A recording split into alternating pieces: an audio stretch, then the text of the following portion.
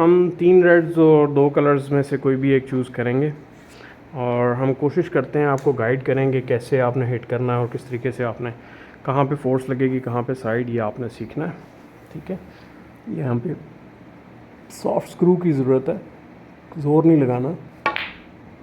ठीक है, बस वहीं रुके रहें, देखें कितना अच्छा एंगल आया, फिर चौक लगाएं।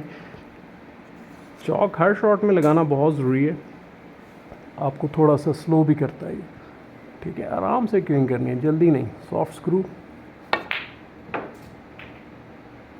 ठीक है, हल्का सा अब पिंक बनाते हैं इस शॉट के साथ।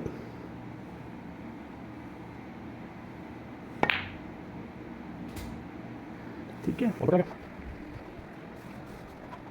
आराम से हमने पिंक को पॉट करना है, फोर्स नहीं लगाने की ज़रूरत कहीं पे भी। ठीक है, ये जी।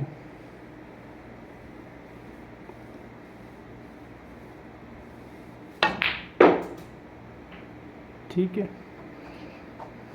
आराम से आप पिंक भी ले सकते हैं, ब्लैक भी ले सकते हैं, तकरीबन हाफ बॉल ब्लैक है।